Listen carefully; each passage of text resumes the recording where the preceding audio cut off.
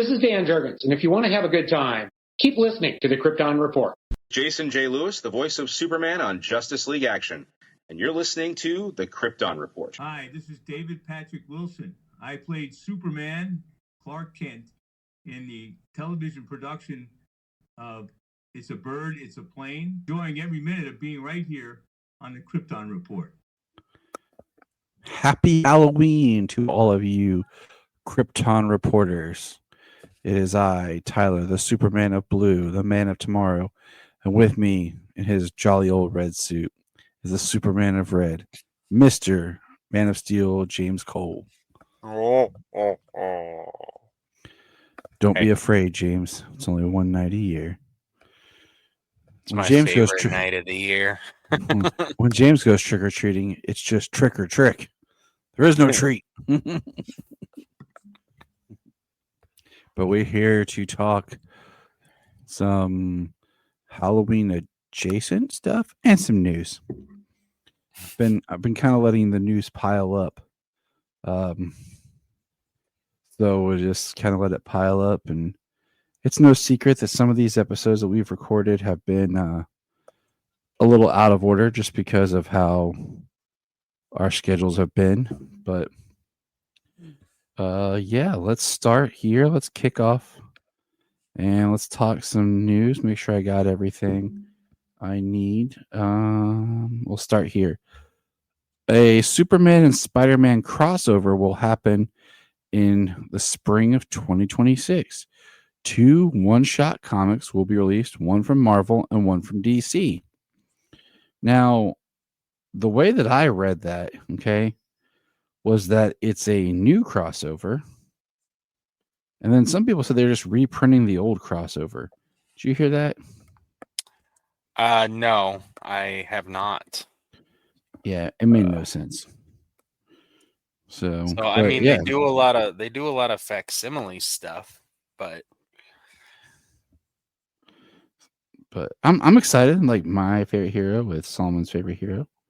So, that's cool. I know we love Spider-Man in this house too. Let's see. I'm gonna try to group these as much as I can. Let's see. DC Studios Superman, since premiering on HBO Max on September 19th, has racked up 13 plus million global views. The film had the largest 10-day audience for a pay-one film since December 23 with Barbie. So it is doing well on Max. And yay. Yay. Let's see. James Gunn teases Maria Gabrielle de la Fera, aka The Engineer, will return in The Man of Tomorrow. That's pretty cool. Also whispers that Mr. Bird Blindness himself might be in Man of Tomorrow, but I'm not holding my breath on that one. It could be unfactual. I mean, I would not be opposed to having Tim Meadows in a Superman movie. That would be fantastic. I will allow a cameo to appear. For sure. Saw James Gunn posted a picture of his script front page for Man of Tomorrow. Woohoo! So that is moving forward. Let's see. Didn't it have like a big brain on it? Yeah. I'm trying to group everything. McFarlane is doing a new figure of Superman that has a mullet. It's one of their page punchers. And it really just looks like the different Superman figures, like just put together. The blue's a little darker, but the mullet hair is what's getting me on it. And I'm like, are they saying that's the 90s? A mullet return Superman? I guess. So New York Comic-Con has a Kingdom Come Superman pop figure that looks freaking amazing as part of the Funko Curiosity of Oddities. And it's like it's just it's shading, or like he's just like got this darkness around him, and I'm pissed because I would love to have this thing. Because, why the Black Knight?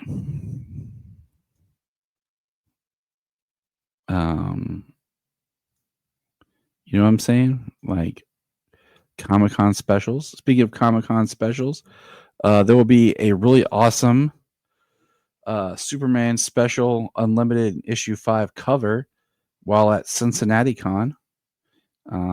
It features the Cincinnati Museum Center, aka Union Terminal, featured as the Hall of Justice with Superman and Supergirl on the cover. So that's pretty exciting. I plan to be there. So hopefully that'll work out. You'll know in a future episode if it worked or not. Also at Cincinnati Con, Dean Cain backed out. He will not be there. And yeah, well, there's a very large sadly, presence. he won't be missed. There's a very large Superman presence there this year. So that's what's kind of neat about it. Let's see here. They officially have released the Sonic Funkos, 6 Sonic the Hedgehog Funkos as Shadow as Batman, Silver as the Green Lantern, Sonic as the Flash, Tails as Cyborg, Amy as Wonder Woman, and Knuckles as Superman.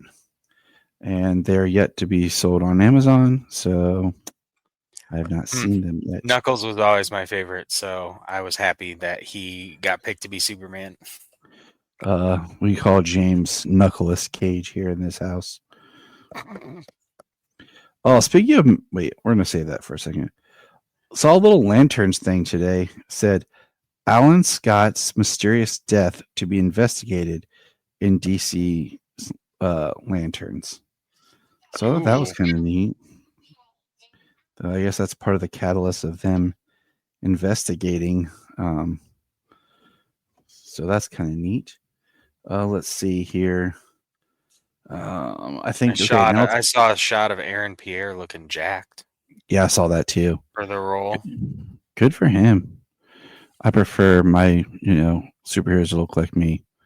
Fluffy. Fluffy. So let's see. Let's talk some Supergirl, okay? Crypto is officially set to return in Supergirl. All right. Hold your breath, people. If you read the comics, be prepared for some sadness.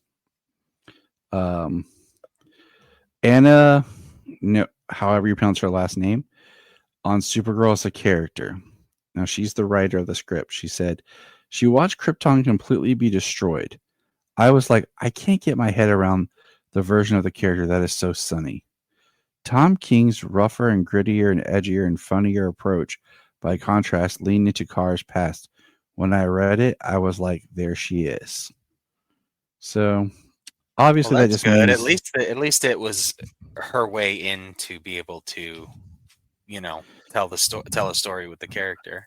And that's why, I always say, so many screenwriters who haven't grown up on comics or really absorbed the characters, who go to write these scripts, they can only pull from so many books and ideas, and it's usually more current stuff because they don't have the time to invest in the history, and really dive into all the different facets and different parts of the characters. So right.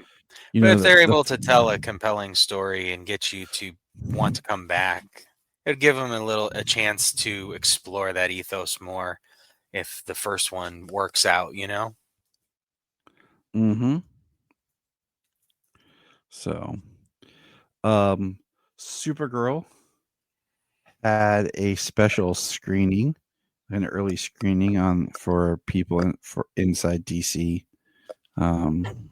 So that's cool. That's all we know. Things must be coming along pretty well then.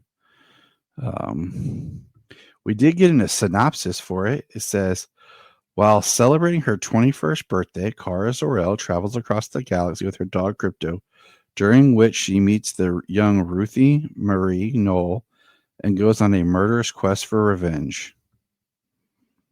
I mean, that's pretty much the kind of the book, but interesting. And that sounds like the synopsis, right? Mm-hmm. So at least we got that. I mean, it's at least got a a similar concept of exploring more locations and more characters within the DC universe. Yeah. Now we will be reviewing Woman of Tomorrow next year, but I've read it twice before, so Nice. it'll be fun to talk with you. Let's see. That's all I have for Supergirl. Now let's talk about another comic legend, someone you may have heard of, known as Batman. So, James Cole. We got our first look at Absolute Joker, and all I can say is, "What the f?" Like, Right. the only thing I can think is if you've been reading the Absolutes and how what they did to Wayland and like their experiments and how we'll, but the Absolute universe is supposed to be being tied together with the Absolute Evil and everything like that. That's coming because in Absolute Superman they do mention the Joker. So I'm wondering if something's been done or happened to the Joker to make him look like this almost dragon beast. Because I know, right? It's just a little too crazy to think that that's an actual supposed to be like a person in the Absolute universe. Now maybe he transforms to that, which I can get behind, but the funniest has been like the people who have taken this and then posted pictures like, here's Absolute Cyborg, here's Absolute just like Absolute blood sport. It's just as they're just like just how people just really made it into a gag. So just doing outrageous monstrous characters. yes, like this is the Absolute version of this. So I guess I've missed some of the memification of all of the supposed villains they could have monsters in this universe. and let's see here. We got the Batman 2 details. Filming starts in April of 2026. Bruce Wayne is finding it very hard to be Batman. Takes Batman in a direction never done before in its way. Another murder mystery digging deeper into the corruption.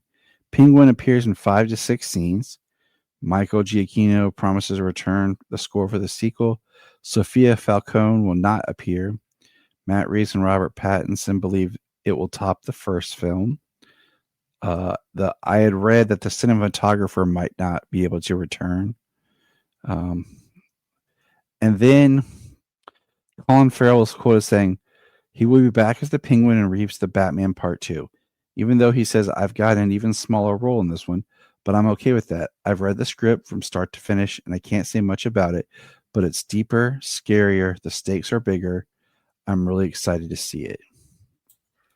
Well, I mean, I honestly wouldn't be surprised if the way that the Penguin season 1 was a hit, that they're like, okay, well, what's his point here? How can we go into season 2 for Penguin? Yeah, I mean, I think not having something with Sophia appear is not smart, and we'll talk more in the future about TV and movie synergy in the near future. And then we have some quotes. James Gunn confirms things have changed for DC's upcoming Batman and Robin movie. Ooh. James Gunn, things have changed about DC's Batman, including Robin. So there's some things, about the Brave and the Bold that's being shifted, I guess. As far as we know, Andrew Muschietti is still set to direct. I don't have I'm not afraid of him directing. I just feel like he made The Flash, but he really wanted to make a Batman movie. Because if you go and you watch that movie, all the Batman stuff in it's really good. Yeah. Speaking of Mr. Muschietti, they are putting out McFarlane and Walmart have a special Batman Flash toy that's coming. It's the Batman motorcycle with the repainted Affleck Batman toy, where they actually painted the blue cow with the blue cape and gave the gray more of a pop to it. I feel like this is just like we have a bunch of these cycles and a bunch of these figures sitting around. Let's just put them together, repaint it, and release it to actually try and sell this thing. Right. And get it out of here. Yeah, probably. But that cycle is dope, though. It is. And speaking of Muschietti, I'm really excited for Welcome to Derry later this month. Yes. I'm like 75% good with him directing The Brave and the Bold, just because I feel like there are parts in The Flash that work, but I feel like The Flash was operating from a bad script, and it was an example of someone getting a movie but really wanting to do something else. Yeah. And it's like he really wanted to do a Batman movie, and he got to technically have 3 different Bruce Wayne Batmans in that movie. Well, we know how many writers and directors were on that project. So, by the time it even got to him, how many parts of the story were the studio saying you had to keep this, you had to keep this, you had to keep this? Right. Or Exactly. did they even know where they were going? So what did they care? Exactly. You know what I mean? Just work with this. So, but I think he said they wouldn't even start till 2026 at the earliest or something. And I'm like, okay, that's fine. But all I can really say about it is I want Batman and Robin. It's not that hard to make a Batman movie with Robin, to tell a Batman and Robin story. And I don't even care if Matt Reeves does Batman and Robin and he does Dick and Bruce and they do Damian and Bruce. You know what I'm saying? For The Brave and the Bold, I just really want Batman and Robin together on the big screen. I'm tired of having all these Robins without a Batman and all these Batmans without a Robin. We have not seen a really good, strong Batman and Robin film of them together as they're supposed to be. So you have 2 chances coming up here. Don't screw this up. And we had a fantastic Dick Grayson with Titans, but that was also a horrible relationship and a horrible portrayal for Batman. That was all about Dick becoming Nightwing, and we went through 3 Robins on that show. Yeah. So it's just kind of we can't do them together for some reason. And then speaking of crappy Batman, have you seen the poster and the images for Bat Family or Bat Fam? The series follows Batman, Alfred, and little Batman as they go through life as a super family. I have, and the artwork hasn't changed. It's just not good. But the movie for Merry Little Batman was really fun. So there was a charm to it, and being that it's Christmas, being that it has that Christmas element that you can watch it again every year. And I know that they try to say, well, it's like a storybook and it's blah, blah, blah. Yeah, but even some storybooks don't have that crappy of animation. Alfred's face does not look right. I'm just going to say that. But who are these characters? We have Man Bat, Ra's al Ghul is a ghost, maybe, and then 2 other characters. Like, who are they in this family? And why did they choose this animation to move forward with when I'm basically begging for season 2 of Cape Crusader? Because I just recently rewatched season 1, and I do really like that show. And give me Robin on that show. I don't care. Well, I mean, yeah, we are getting season 2, but where is it? I guess it's just taking its time. Like everything. So it's annoying. Yeah. But yeah, this Bat Fam, my God, dude, it really does not look like, I don't even know if I'm gonna watch it. I might watch the first episode. I don't know. I've always like tried to watch the first, but it looks as bad as that Aquaman show that they took off that they pretend like never happened. Oh, no. I mean, it doesn't even look that bad, but it might look horrible. I mean, at least we know that there was production value with the first one. So, that Aquaman thing was just god awful. God awful. Like, I mean, of all the things that have been put on streaming and just taken away and made to disappear, that one deserved to go. Yeah, we're glad it went. So with Halloween coming up, man, like any big Halloween plans, activities you've done, with kids into? I mean, just trying to do something like a haunted hayride or something like that. Mm. Something the little one can have a nice fright with. What's Laura going as? She's going as what's the name of the super kitty she's going as? Ginny from Super Kitties. Sounds like a all-girl like rock band. It's little kitten superheroes going to save the day on Disney Plus. So What? yeah, just ripping off Paw Patrol. A lot smaller, like for a younger audience still. Mm-hmm. Yeah. Well, that's cool. She'll rock it. You know that. Oh yeah, it's a cute costume. It's just the superhero jumpsuit with the mask, and it's got the little tail, and it's cute. Well, And yeah, and the ears, the headband for the ears. It's cute. Solo is going as Godzilla, inflatable Godzilla, and Sayla is Peacemaker.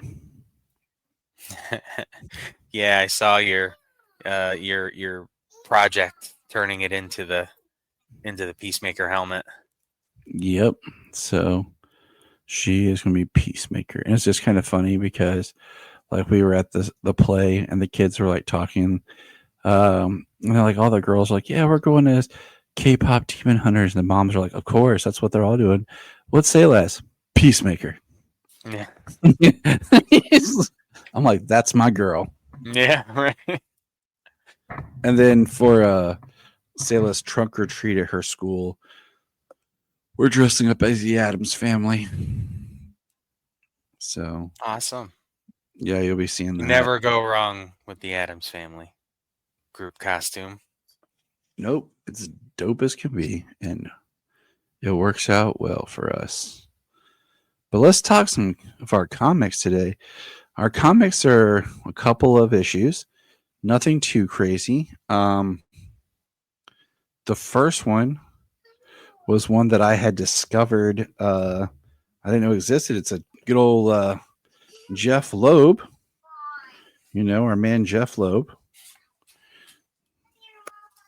It's basically Superman versus Dracula.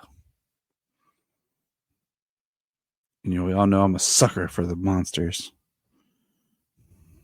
Yeah, we just watched Monster Squad Nice. couple of days ago. Yeah. That movie holds up in some ways, but there are a few things in it that do not hold up quite well. I was like, the 80s is so there's an episode of Bluey where Bandit is telling a story from when he was a kid back in the 80s. And he said, it's the 80s, man. It was a wild time. And I watched it. I was like, yeah, it was. Well, that's like I'm trying to tell the kids. Like Jania wanted to introduce the kids, and we watched the pilot for Buffy the Vampire Slayer, and someone's like, "This is so cringe." Mike Solomon, it was 97 on a TV budget on a new network. He's like, "It's so cringe." I'm like, and then Sayla's like watching it, like kind of grooving, and then she sees Cordelia, and she's like, "How old is that girl? Is she a student or a teacher?" And I'm like, I was like, in the 90s, Sayla, they had adults play teenagers. That's why we all had a warped 20-somethings perception. were playing 16-year-old. She was 26 when they filmed that pilot. Yeah, they were regularly almost 10 years older than their TV counterpart. So, yeah, and it was just one of those, like, yeah, it wasn't a huge budget or anything, but it's just like, you know. So, but yeah, Monster Squad's pretty good, but there are some stuff in it that's like Fat Kid. I'm like, you couldn't have thought of anything better than just calling him Fat Kid. Like, right. My name is Horace. And then, of course, plus, we all know that even if you would have got a picture with your camera on accident, you know what I'm talking about, they wouldn't have developed it. You would have been reported. Yeah. From what appears to be a tree through blinds and stuff. Yeah. Mm-hmm. So, but The House of Dracula, plot by Jeff Loeb and Jeff Johns, script by Jeff Loeb, pencils Ian Churchill, inks Norm Rapmund. So it starts off where Clark and Lois have been invited to visit Count Romanov with Jimmy Olsen, and the coloring for this is just great. It's not black and white and red, but it is very dark with vibrant red.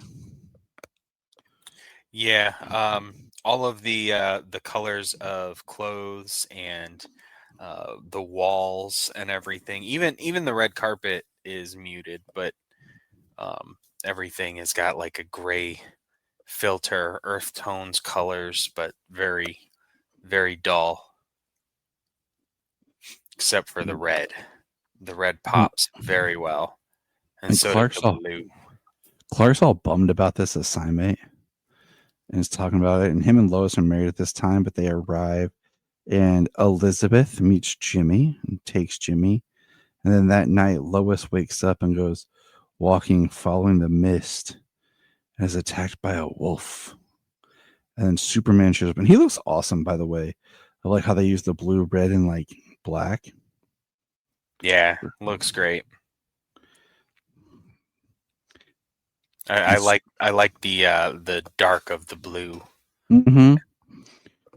And Superman punches the wolves, and then the mist forms into the Count, and he has his classic line of, "Ah, the children of the night, such music to my ears." And he says, "Lois, you heard my call. Tell me, did you bring him?" Then Superman says, "Get away from her." And Superman takes Lois back to their apartment, to their room. And because of this, Lois starts venting about how Superman saved Wonder Woman instead of her mother. I wanted to be away from you. I told you it was to be with my mother, but it was because you chose to save Wonder Woman instead of my dad. So, and then the next morning, Clark's sitting in front of the sun, and Lois, man, they draw her like vivacious with her nightshirt. Good word. Thank you. Lois has no memory of it. And then, they're meet up with the Count walking around, but of course, in the wine cellar later. And then Jimmy, my favorite part, Jimmy checking himself out in the mirror, like trying to look all great. And he Elizabeth sneaks up on him because he can't see her in the mirror, and then we see her fangs. And then Clark uses his X-ray vision, and if you notice, like these panels here, like these pages, there's more color in Jimmy and then in Clark and Lois. I don't know if the inks and stuff changed, but I don't think so. But just the way it's colored is a little bit more brighter and everything. Clark uses his X-ray vision and sees like the blood platelets and stuff that's in the bottle. And then Lois goes to dinner with the Count to meet him. And if you notice, she's wearing like a purplish black dress. But then when we go to the Count, it's like red. Yeah. And she says, Count Romanoff. He says, you can call me by my family name, Dracula. And Dracula goes to bite Superman and basically explodes. And what's funny is this is like what Phil and I had talked about over on Capes and Lunatics, because we're talking about another vampire story. And then Dracula explodes. It says Superman's code of killing was not broken because Dracula was already dead. And then Jimmy comes, running to Clark and Lois. And he's trying to talk about her fangs. But then at the very end, as they're headed back, and if you notice how much color has been restored to the comic, like Lois's dress, we see Clark's costumes a little bit more colorful. Then as they're leaving, he's wearing a yellow shirt, Lois a green shirt. Well, I don't even think Zod could hold his own against whatever kind of creature commandos live there. And we see like some creature commando looking-esque characters. Yeah. It says the end. Right. It's a fun story. It's a really good book. I enjoyed reading it. And the colors was a team, Tanya and Rich Horry. So I'm betting like somebody has, the skill with the duller colors make things pop. And yeah, I'm sure it was a fun effort to make this because, I love the coloring. The art is great and I love the coloring. There really is something about like the early 2000s coloring and art that just makes it look of that era. I don't know. I like it. So yeah, I had a good time with the story, and I did like the call at the end, whatever creature commandos, because just like monsters in that land. Mm-hmm. And we get to see a few. Now, if you're thinking right now as you're listening to James and talk, it's Halloween, guys. Why aren't you discussing the last Halloween? Well, the reason is, one, the last issue doesn't not drop until like the day before or 2 days before Halloween. And because of reading on the app, but also we were trying to get, Brian Peters to join us because he loves Jeff Loeb. We were just decided to wait for the last Halloween to be part of our November Thanksgiving time. So, surprise. Well, I mean, we can't help it if we can't get the book or can't read. Yeah, the book. well, they were behind on the book, and they actually released issue 9 early on the app, and not even releasing it in stores until like now, like Oh, this wow. week, this coming the 8th or whatever. So I think, and then this week, yeah, the last issue comes. Like I said, it's really kind of crazy. Like they're dropping 2 in 1 month. And that's just kind of threw off our whole thing. So yeah, that's why the last Halloween isn't our Halloween episode. But we do have, kind of covering our conversation from our last previous episode, we are doing Superman number 12 by Patrick Gleason and going back Peter to J. Tomasi. Yes. It is called Super Monsters Part 1. It has Frankenstein on the cover with a nice shirt rip, and he has his own symbol. Stitched S. And this is, it starts off. I really like the rebirth time. I need to go back. I like the art and the stories, but I need to go back and just revisit it. But it starts with Lois at her Hamilton Town local paper, the Hamilton Horn, when all of a sudden she's talking to her editor and boss, and Frankenstein pops in. He says, "Outcast, I have finally found you." And he starts fighting, and Lois gets in the way. And I forgot Lois has like the Hellbat glove or whatever. And Yeah. like, takes him out. And they steal Frankenstein's cycle that looks like something out of Tron. And they're taking it, and then Superman shows up, punches him, and I love the art. I do. Frankenstein's pistol is amazing. It's like a train with bats on it. And then he starts beating Superman with a tractor.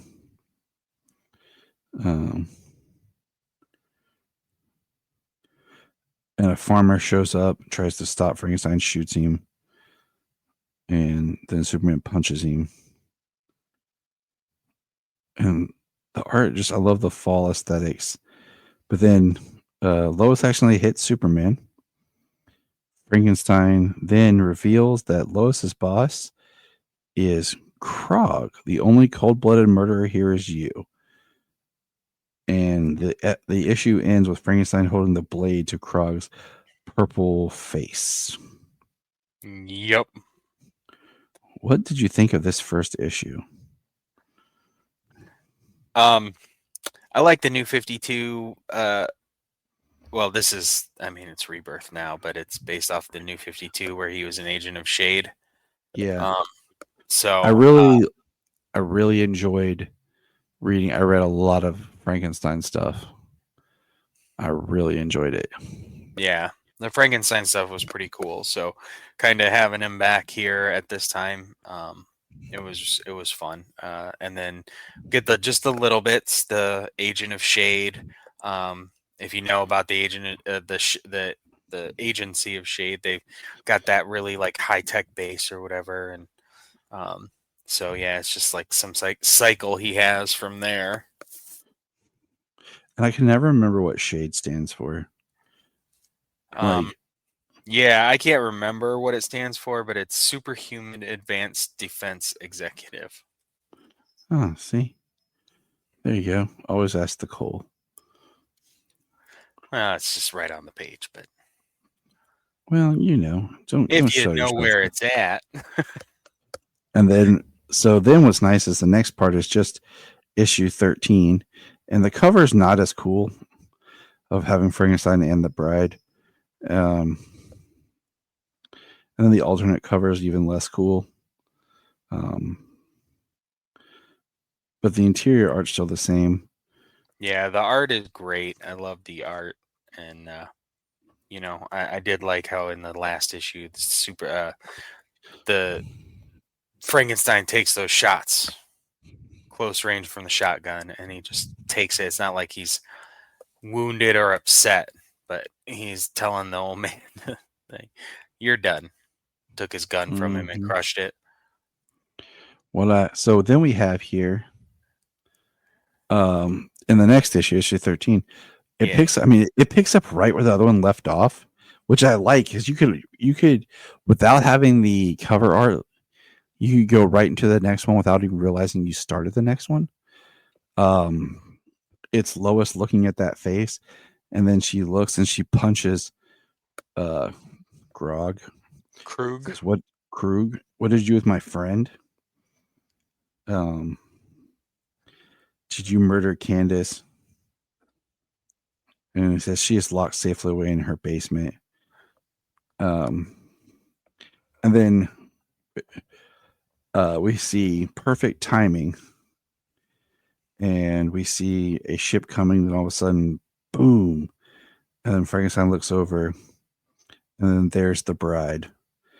And I really don't like the 4 arms on the bride.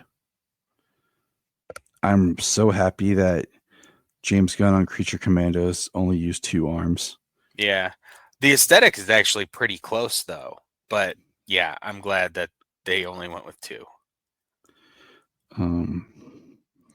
They do have kind of this rivalry between each other still, we see. And it's all about their son that they had and how they had to end up putting their own son down because he was an even bigger like villain. Yeah, and bigger monster than they were. And we see if Frank still has his wedding ring and everything. He wears both of their wedding rings.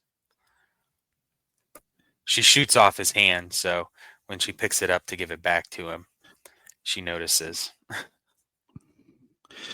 The bride tells Lois, she says, our son became a monster. We tracked him down in Europe where he was wreaking death and destruction. In a moment of clarity and control, he begged for death. Being his mother, I felt his fate was to me. I love my son with all my heart, and I killed him before he could kill others. So there's a very much like husband and wife dynamic between Frankenstein and the bride, but Superman and Lois. And then we see that Krug is like in the sea trying to escape. Kind of like kind of like self-destructed herself, but she can reconstitute herself. So like all her pieces are escaping. Mm-hmm.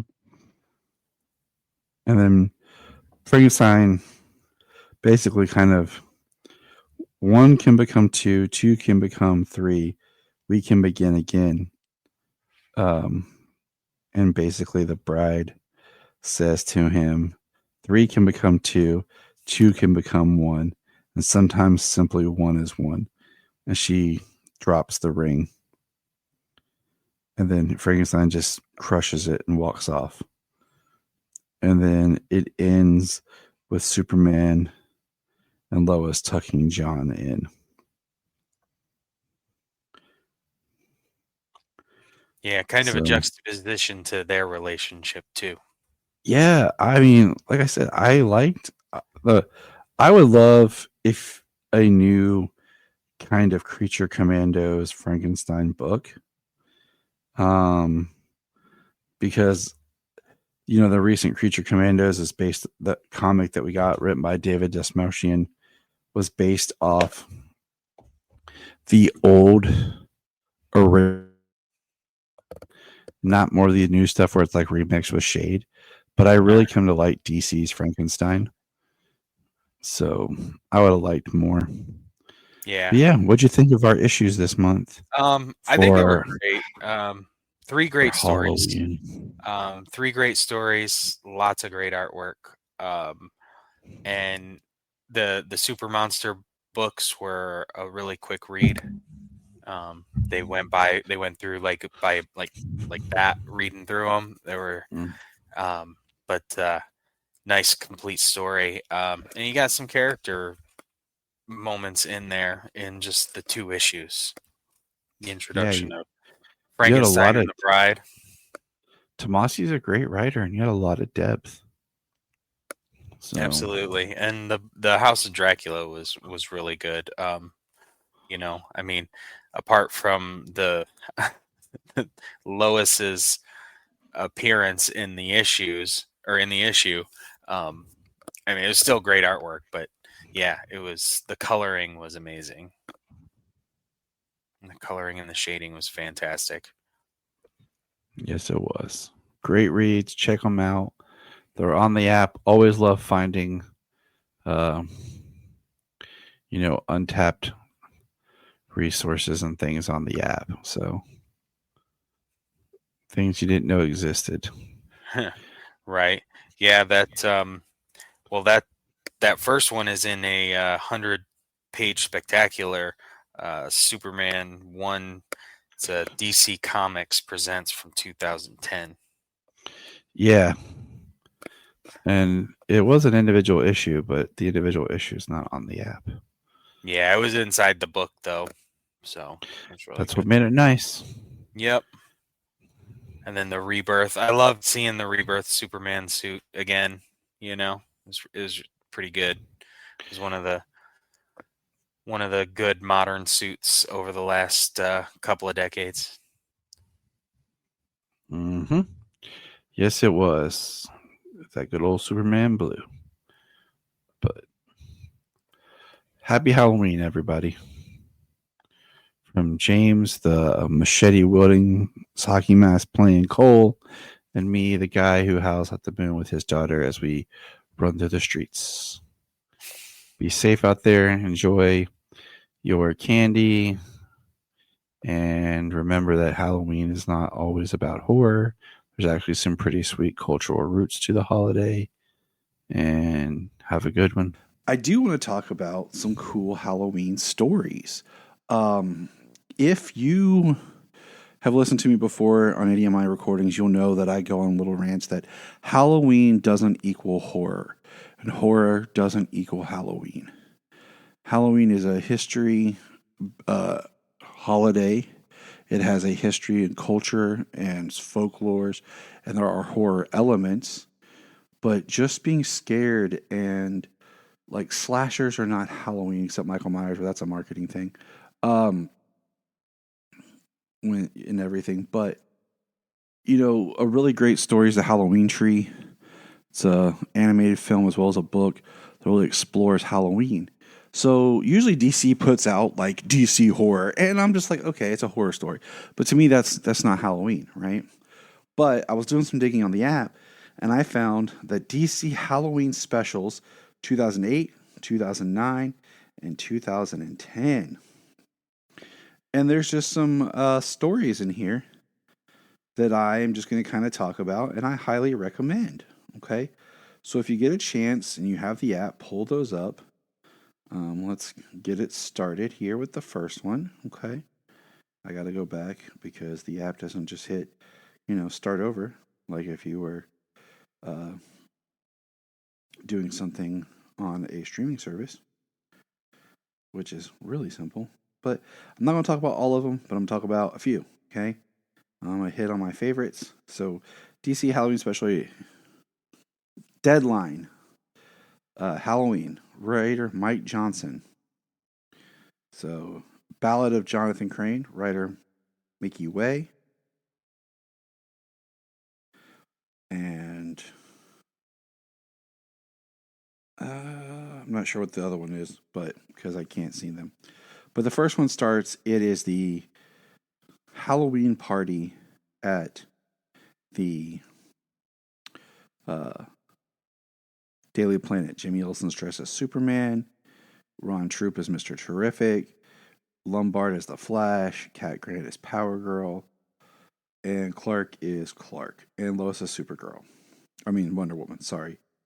And Clark is trying to get a deadline he has to. And there's this story about the ghost who never made a deadline, who died trying to get a deadline. And Clark starts seeing ghosts of his villains, Mongol, Bizarro, Non, Ursa, and Zod. And he's pulled into this headline about Lex Luthor from the ghost. And then you see the ghost and it says, "At last, finally made my deadline." And then Clark wakes up like, huh? And then he's like, I made my deadline. I can get back to the apartment. And then we see three kids dressed as Batman who are trick-or-treating. And Clark answers the door with pumpkins full of candy as Superman in his costume. And they're like, can't you see like Batman's cooler? It's all about the Dark Knight anyways. Don't you know that? And it's like, they're like, but it's funny because they're like, oh, you don't even look that much like Superman. So it's just cute. It's a good one, kids trick-or-treating.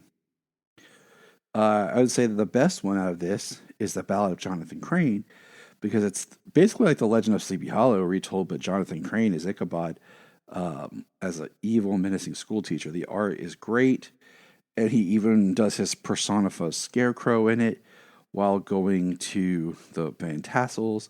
And there's, Selena Kyle basically as Katrina, and then Batman is the headless horseman as he's riding on a horse with the bat symbol on the pumpkin.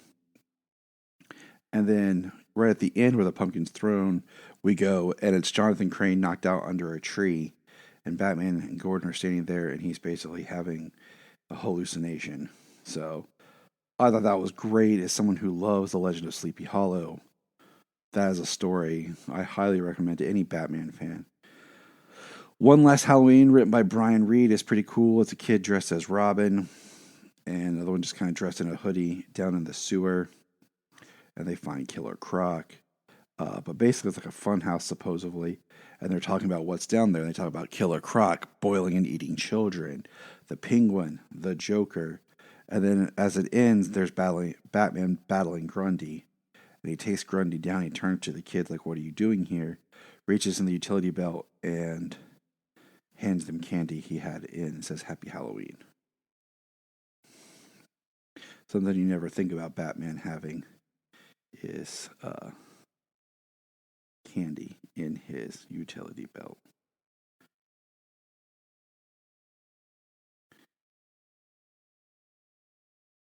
I know I've never thought about it. Now, Role Model, written by Eric Wallace, who I have not personal, but just issues with Eric Wallace as a showrunner, because I think every time he's got on a show, Flash, Teen Wolf, and Dexter, the show has gone down.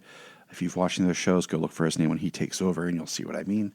But I think this story is really good because it is about Vixen and her favorite movie and seeing it on Halloween in theaters, about a powerful, strong black woman and fighting monsters. But then they're attacked while in the theater, and the monsters and stuff start coming out of it. There's another family there, and Vixen has to protect them, but really it's Mirror Master, and she stops them, and the little girl says she wants to grow up to be just like her, which is kind of a reflection of what Vixen had said about the person she saw on screen. And you can't beat a story about good role modeling. Now, that was my favorites for Happy Halloween 08. Now let's get to 09. And once again, rewinding the book. So, I hope everyone has a good Halloween. All right. This one, Halloween Special 9. Okay. The first story is a Bizarro Halloween story, which, if anyone knows me and Bizarro do not get along. So, we have our problems. There's an iVampire one that's pretty cool. I will admit, having discussed the Creature Commandos and stuff like that, it has the Terrifics, Mr. Terrific, Owlman, Geoforce, Black Lightning, Metamorpho, not Mr. Terrific, Black Lightning, and the Creeper interacting with iVampire. That one wasn't bad. Batman and Halloween Past, Trick and Defeat. Written by Art Balthazar and Franco. I can't even pronounce the last name, I'm sorry. But basically, it's a costume ball. Costume characters breaking on the ball at Wayne. It's Killer Moth and some others, and Bruce is trying to find a way to fight back. And he's told that, don't worry, Robin is coming, and you can't wait to see his costume. All of a sudden, there's a knock at the door, and there's Trick or Treat, and there's Batman looking like Batman 66 and Superman, and Killer Moth opens it, and boom, it's Robin dressed as Superman, and it's Batgirl dressed as Batman. So, I thought that was pretty cool because, you know, who doesn't love a good surprise Robin dressed as Superman?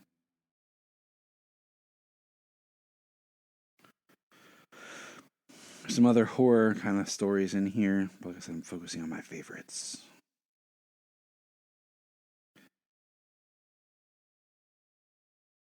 The Wonder Woman with the Teen Titan Girls is pretty cool just because they all watch Haunted or Hoaxed, like a Blair Witch movie. And as they watch it, it's Miss Martian, Wonder Woman, Wonder Girl Cassie, and I guess it's like Aqua Girl or something. I don't know. I'm not familiar with the character. And then they go to this cave, or supposedly they're all joking. And then as they fly away at the end, be like, oh, it wasn't really ever haunted, blah, blah, blah, blah, blah. There's like a witch's shadow watching them fly away, come out of the cave. So it's like, was it haunted? Who knows, right? So that was kind of cool. That's something for, But Superman and Flash to the Finish Line by Billy Tucci. You see Superman and Flash running, and it's narrating like the whole story as they're rounding about the corner. They're doing this and what they're, going across. And Flash is getting ahead, and you see Superman yelling, stop. And they're like, it's wholly narrated. And then you see Flash, stop, crunch. And then all of a sudden the next page, are you okay, sweetie? And we see that it's two little kids, one dressed as the Flash, one dressed as Superman. And they crashed in the door, racing to the next house for candy. And the little boy, the older brother, it looks like, who's Superman, says, sorry about your screen door, Miss Steffens. Yours was the last house on the block. And the little brother, excuse me, Flash says, trick or treat. So then the next one is Halloween, All Hallows Eve in Metropolis. And we have kids dressed as different characters and stuff in the Daily Planet. We have kids dressed as Green Lantern, Black Hand, The Question, Hot Girl, Red Tornado, Batman, Wonder Woman. Jimmy Olsen as Shaggy, okay? Clark as Fred, Lois as Daphne. We even have someone dressed up as Frankenstein and the Bride. And there's like these three more like adult teenage punks. And Lois is telling a story about the creepy person who's there haunting. And he's like, oh, it's just stories. And you kind of see how Clark moves so fast that he can be the creeper and him at the same time. And then all of a sudden, boom, this really terrifying Reaper appears with horns and a scythe and bones. And you see them running out of the Grim Reaper haunted office tour. And Lois says, it's great that you can do all this at the same time. And he says, Bruce gets to be scary all year long, but Halloween, it's my turn to be scary. And she says, the last Grim Reaper was actually frightening with the horns and the purple smoke and the disappearing act. How did you pull that off, Smallville? He says, horns? Lois, that wasn't me. And that was written by Joshua Williamson. So that's pretty awesome. Then we get another Bizarro Happy Halloween, and that's the book. Pretty cool. I'd love to have these physical if I can find them, but it's probably be almost impossible. But you never know. Just because I would definitely pull these out every year because I like a good trick-or-treat Halloween story. All right, Halloween Special 10. Really wish they'd keep doing this. Batman and Trick-or-Treat Scarecrow. And this is really cool because all the art is like done in like black and orange. And it's the Scarecrow tied up, being tortured by Batman's. But if you look, it's like different versions of Batman, like the Brave and the Bold, the Christian Bale, and all this. And then what we see is it's two kids dressed as Batman for Halloween with their toys out that are Batman action figures, basically torturing the Scarecrow. And the mom's, on the phone telling them to quiet down. And what we find out, these are the same brothers that were the Flash and Superman the previous year. Because the one brother talks about almost killing himself through the door and pulls out the costumes from the previous year. And once you find out that it's the real Scarecrow, And Batman is actually on the roof of their house, laughing, looking in at how they're torturing Jonathan Crane. And he shows up, sprays Jonathan Crane, takes him away, and then gives the kids some candy. And the piece of candy looks like it has the Superman symbol on it. And at the end, the mom's saying, "Boys, the cookies are ready." So we get another Eye Vampire story with Robin and Batman, which is pretty cool. We get our Flash and Frankenstein story, which was interesting, but it was a much different depiction of Frankenstein than what we recently talked about.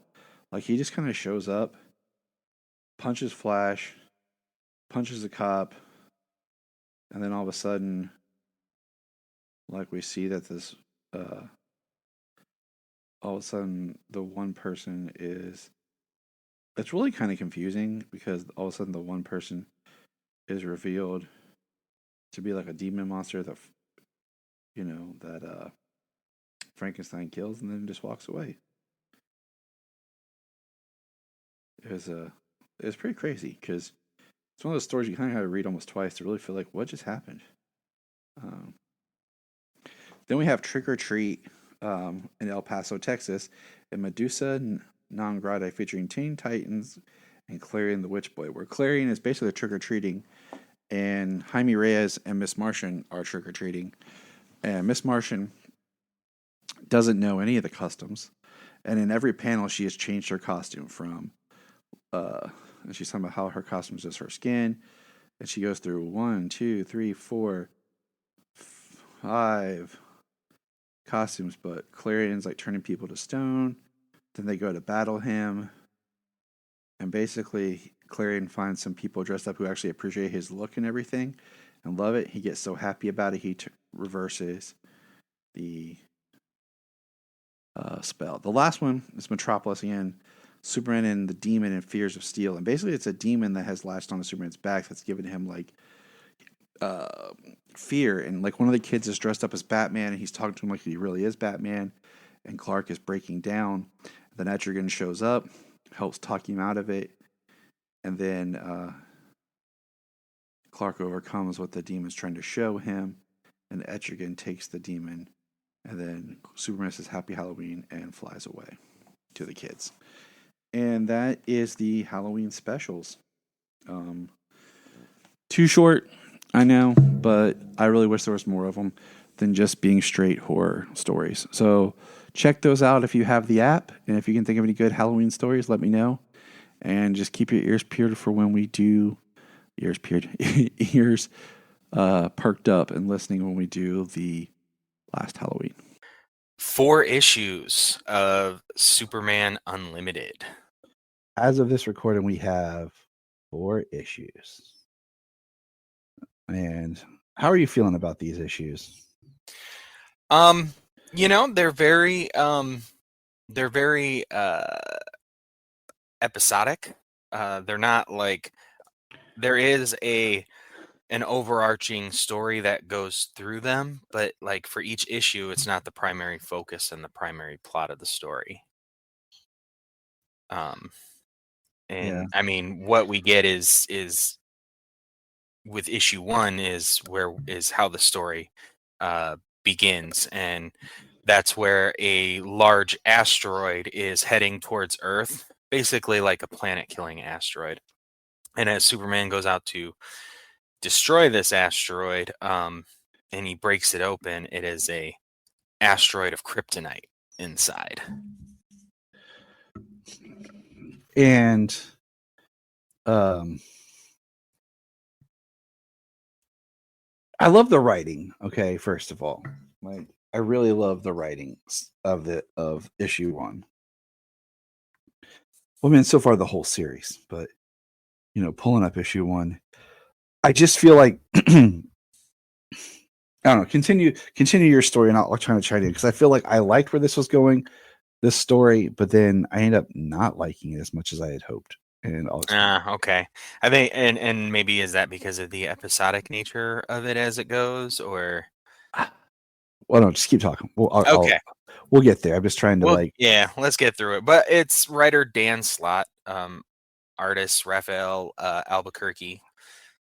who is amazing. Yes, fantastic art, fantastic coloring. Marcelo, I cannot pronounce his name, so. But basically, Clark sees all kinds of things. He talks about it. He goes through his life. Basically, Krypton destroyed itself, and now it's going to destroy his adopted home. He flashes through his life, being a kid, learning his powers, crypto, all kinds of stuff. The fortress. We get some very Donner-esque type stuff. We've got comic stuff in here. We've got like the Donner stuff in here. I'm actually fairly certain there was even more Easter eggs in here, but it's been a while since I read issue 1. But he can see Earth. He can see the people on Earth, everybody who's about to be destroyed, and we kind of it goes through his history, marrying Lois, fighting Doomsday, the Superman, the reign of the Supermen, his return, wedding, John being a kid. But It's given us, it's interesting because it feels like a story that's canon, but at the same time, yeah, it's almost canon in the universe by like little bits and pieces, but it's very clearly not. This story would have pretty huge ramifications, and it's just like it's not part of Superman or action or anything like that. None of these Right. problems are the case, so it is very much almost a world of its own at this point, but very similar or close to the one we're experiencing in the Prime universe. But which is interesting because what do you call it? What is interesting is this feels almost like it's its own thing, that it's not part of anything else until he gets a new power. And do you want to talk about his new power, any, James? Yeah. Well, so in the end here, he goes all Superman Returns on the Kryptonite asteroid, and there's a big explosion, and he wakes up on the watchtower with all friends and family and everybody around to find out that Kryptonite is all over Earth. Primarily in El Caldero. Mm-hmm.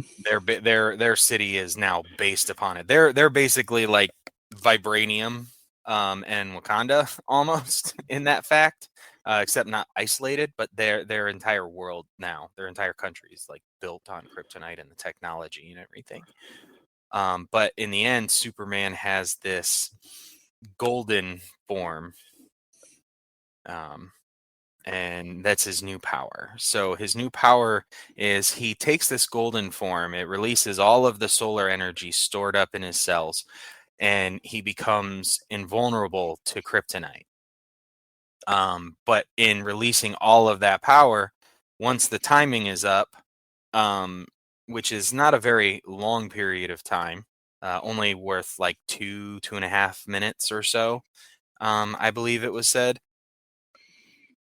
He has to get the job done, and then he's going to be powerless afterwards. He will be completely vulnerable. He has none of his abilities and no invulnerability. He can be stabbed, punched, cut, shot, whatever. And that is, I think that's what, like, I was like, okay, the fact that this pops up like in the first issue, I'm like, oh, okay. I think I just would have liked it better had it been a little bit into it because I like the idea that Superman's in this world with all this kryptonite. Because like the cover art, I feel like paints a different picture than what the story we're getting is.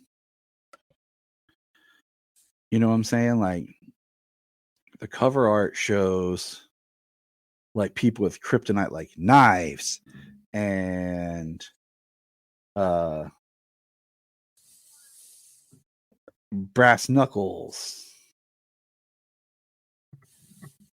And you know what I'm saying? Like these very street level style of weapons made out of kryptonite.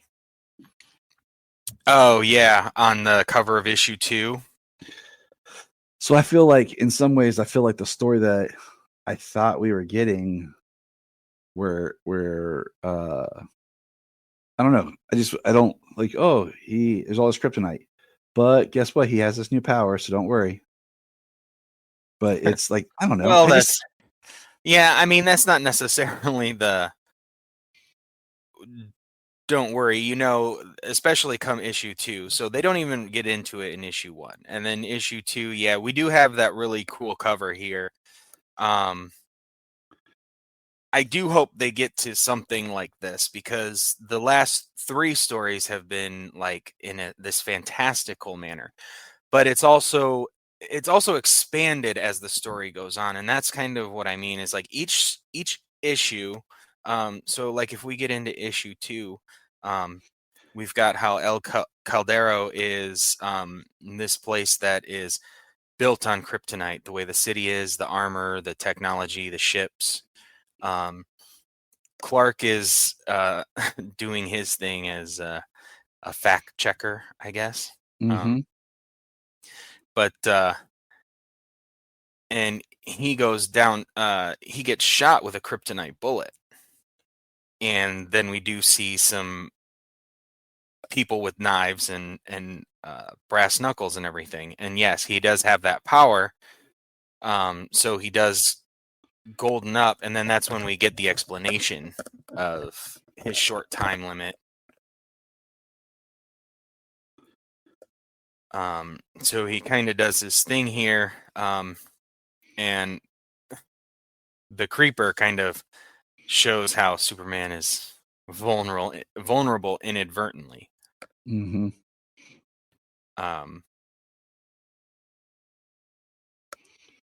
And then we get a Toyman reveal, El Caldero and Toyman reveal with kryptonite. So I mean, issue 2, we really do get kind of what's on the cover there, but yeah, like you said, he gets that power and he's able to just eliminate them right away. On the street level, I think that's going to be a somewhat possible thing, but I mean, like as I was saying, they expand it because it was made into weapons, but now we get into later on issue 4, there's jewelry and lipstick and stuff. Yeah, like it's just, and I feel like that's just more of a tragic story that I'd like to see played out in the sense that we talk about all of our Kryptonian family. You know what I'm saying? Like we've talked about how many times all the members of the Kryptonian family, and having this world now that is a biggest threat to all of them, I think is definitely something that could ripple for all of them. And that would be something that I would like to see. Right. Yeah, we've gotten very little of the super family involved in the kryptonite excursions as Superman's been doing different things. It's definitely been focused on only Superman. So I do feel like there is they could really expand that. Yeah, I do too. So issue 5 should be coming out soon. So hopefully we'll get something. But yeah, continue with the next issue. So issue 3. Mm-hmm. So at the end of issue 2, we had Toyman. And issue 3 opens up with Clark getting crypto and seeing Crypto the way you can't kind of stop a dog with superpowers. Which I really did love this issue. I really did love just Crypto and him. Like, this is where all of a sudden, like, I feel like, oh, now it's more like the storytelling's a little not looser, but not as tight as I thought we were going to get. Yeah, as issue 1 and issue 2 were. Yeah. Issue 1 and issue 2 were very closely related. And this one's called Good Boy.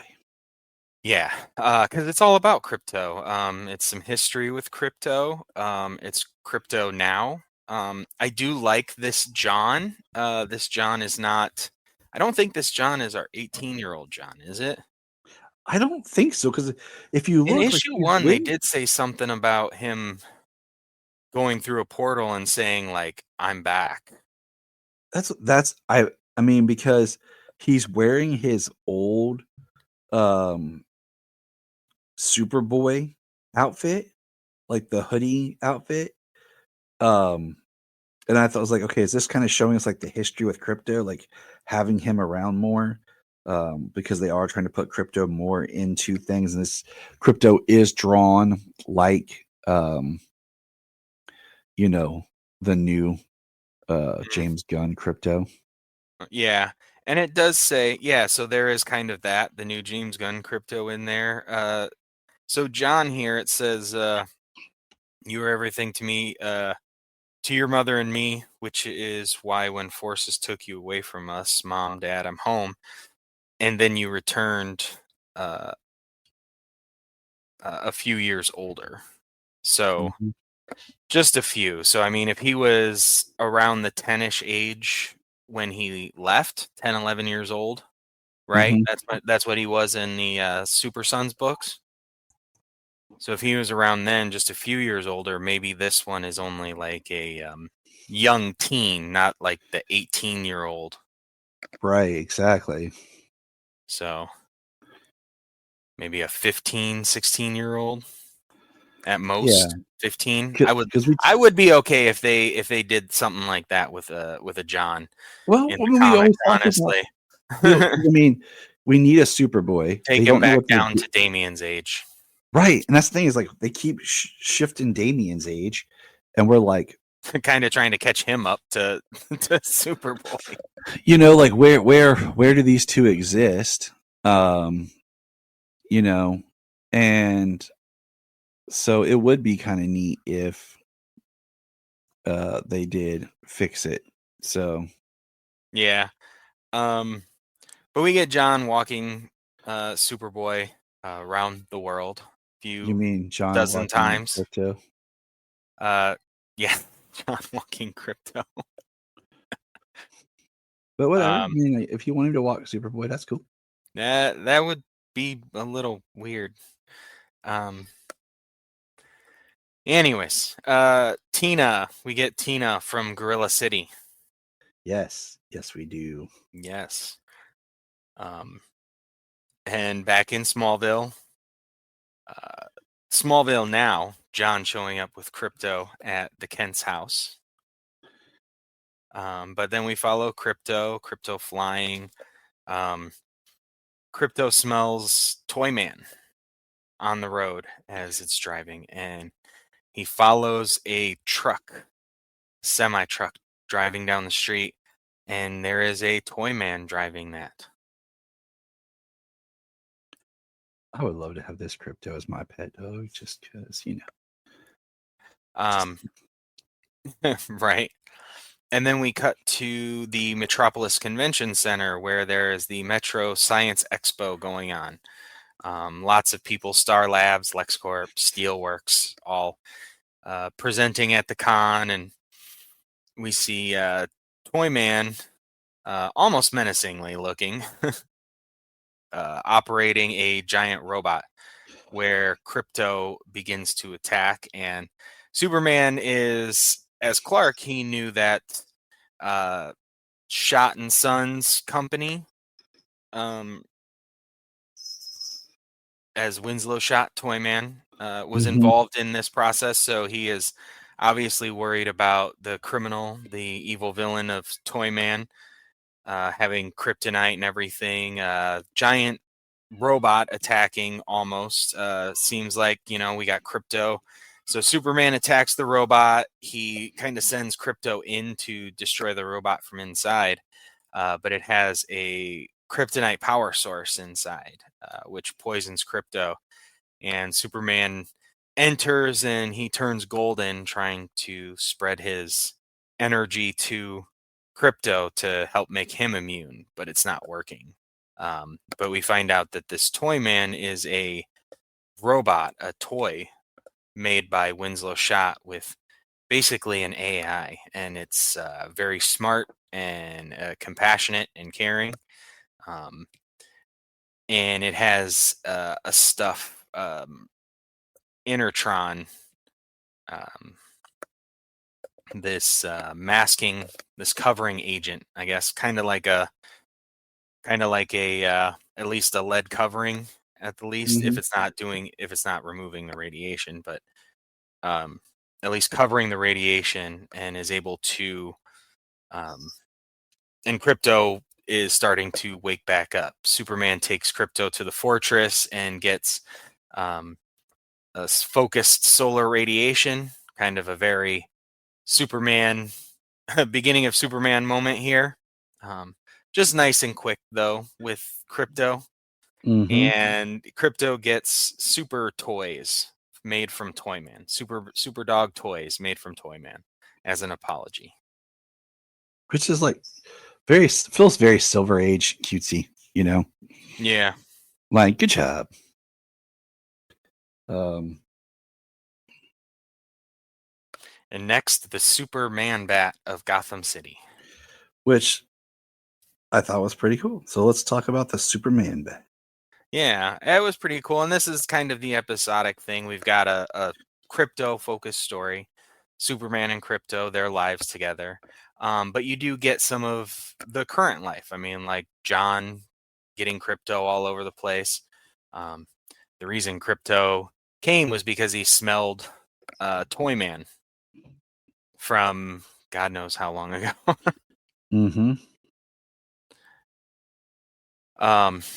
But Gotham City, and people are breaking into a building. The door is chained, which is funny because they're just talking about how it's a fire hazard. Somebody could get hurt because the building's roof access door is chained up. But Man-Bat shows up and they shoot him off the roof. But Jimmy's picking up Tina, and Man-Bat crashes onto his car. And he calls for Superman. And Superman is out in Metropolis. He saves a woman who's filming herself on a bar table on a balcony bar, and she's standing near the edge, and some people get into a fight, and she gets knocked off the table and over the edge of the building. She's wearing kryptonite jewelry, so Superman has to he uses his breath to soften her blow and drop her into a dumpster.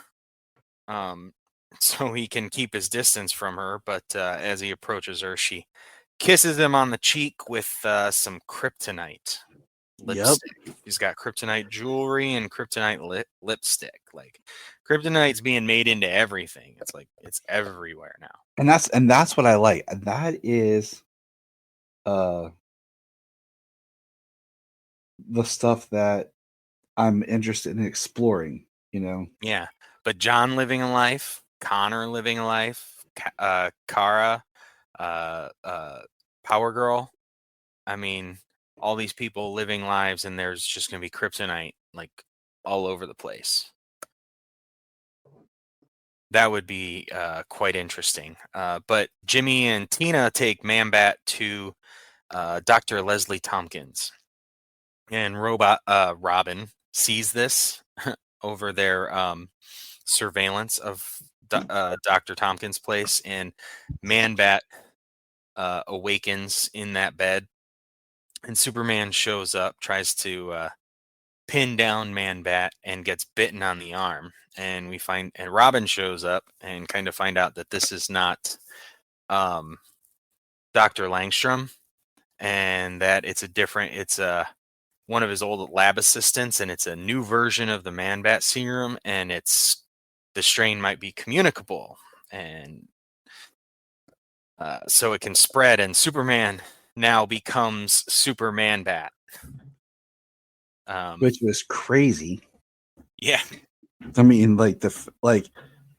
Superman Bat, it's like one of those, and I love the artwork and the coloring so much in this issue. I think sometimes coloring does not get the credit that it needs. Oh yeah, coloring in inks is what makes the picture really.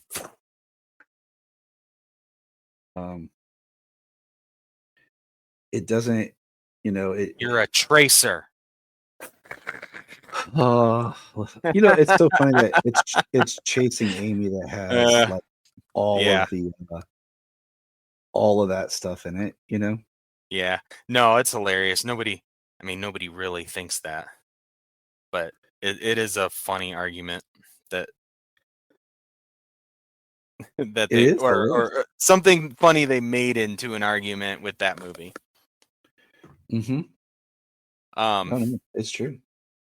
Yeah. So, Superman's vulnerable because of the kryptonite kiss, so Man-Bat is able to bite into his skin. But yeah, he transforms. He's chasing everybody, kind of primarily Jimmy. And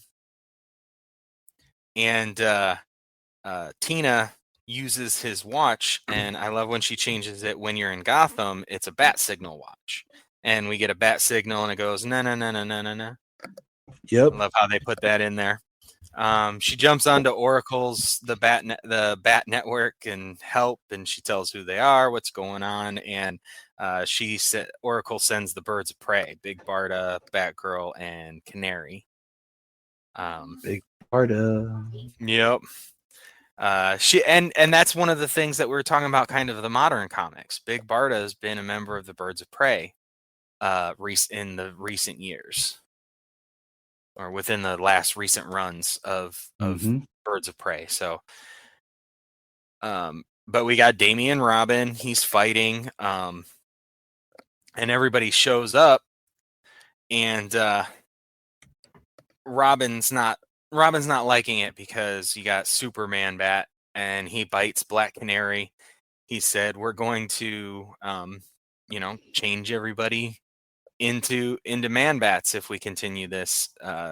Canary does get changed, but and then we cut to El Caldero, where they're at the Emerald City auction house, where Bruce Wayne is buying a bunch of kryptonite.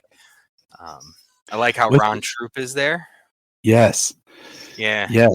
Anything to just enforce more of these great characters that we are frustrated that we're not getting more of.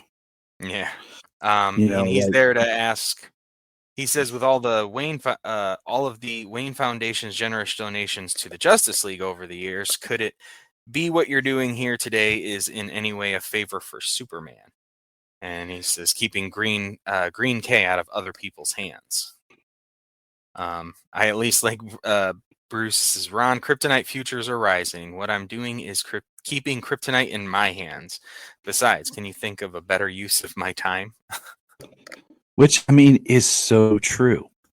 You know what I'm saying? Like, it's just him playing that Bruce Wayne playboy, part, and it's just so true. It goes back to how the best Bruce Wayne is the one that knows that he can do good as Batman, but also can do good just as himself as Bruce Wayne as well. Yeah. That's some of the best good he can do is as Bruce Wayne. Mm-hmm. So in this, we got Jimmy and Damian running away, distracting Superman Bat because he's following Jimmy, and he takes him all the way out to the edge of the city, and they leave the city limits of Gotham, and the watch switches back over to the super signal, which messes up Superman's super bat hearing. And I'm guessing it either ran its course or they had a cure. He says, once we knew that, we were able to keep Soup subdued until Dr. Tompkins and Dr. Langstrom could concoct a cure. So they fixed everybody. And I like how it's just a nice little kind of wrap up at the end. And then we see that Bruce has that giant vault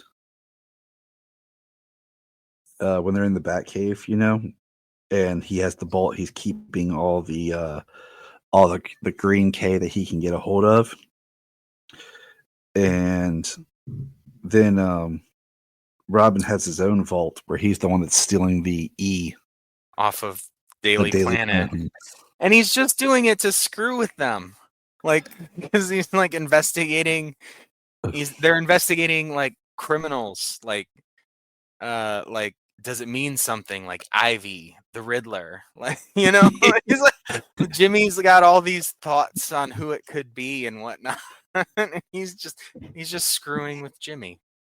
I mean, as you would, I guess, you know. I mean, if you're Damian Wayne and you're Robin, you've got that money, you've got that time, you've got like that training, you know, you've already got like an education and everything. Like, what else are you going to do? Exactly. But not pull practical jokes on people. That's funny. Yeah. But I'm enjoying this book. Don't get me wrong. I am enjoying this book. It's just they are very good issues. I just with the subject, because with the subject matter of the kryptonite being everywhere, I feel like it could be a much short-sighted, darker, more aggressive book about how the world is going against the super family.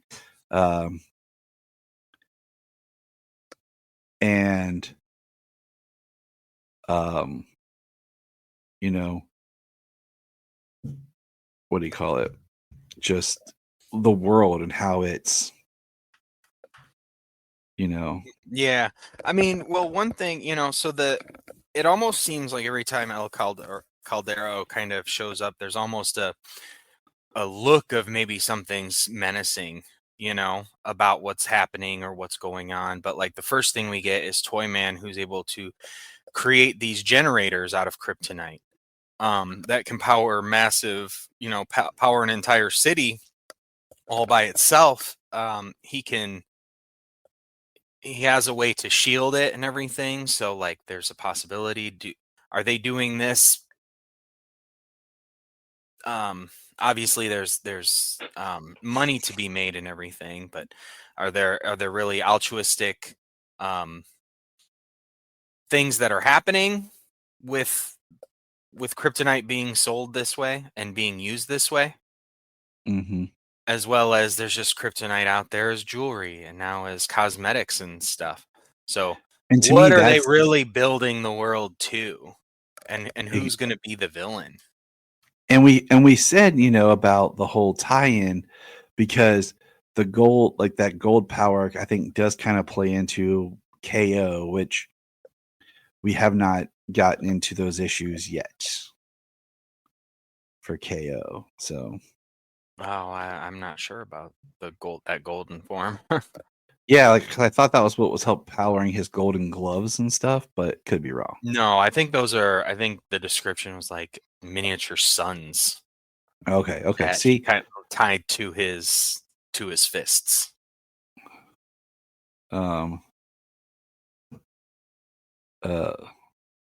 That is one of those things that, you know, there's just so much stuff going on. Trying to keep up is sometimes very difficult to do.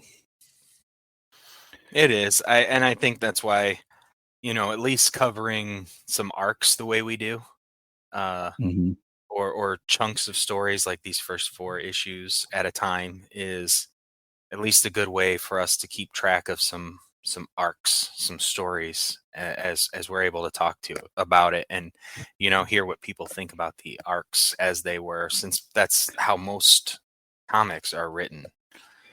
Mm-hmm. And like this one's just tricky because we're like we wanted to talk about it because we were trying to, but there's no clear like arc.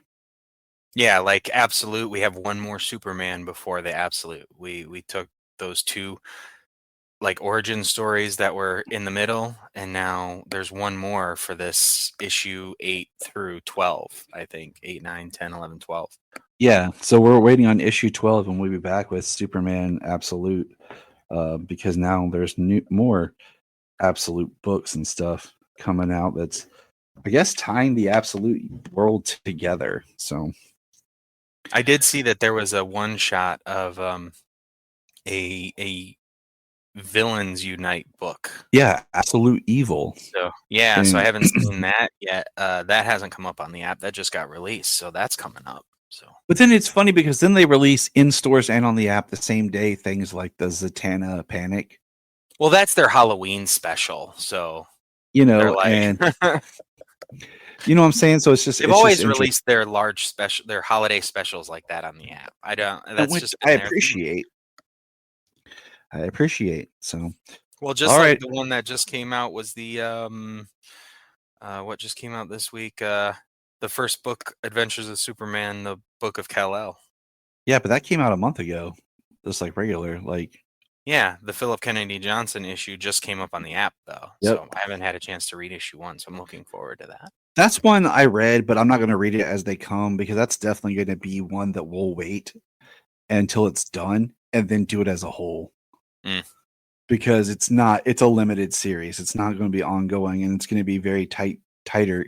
Because I read the first issue. It's going to be tighter storytelling. So that's one we're just going to wait till it's done and then we'll do the whole thing. Sweet. But all right, let's get out of here. Let us know your thoughts. Look up in the sky at the birds.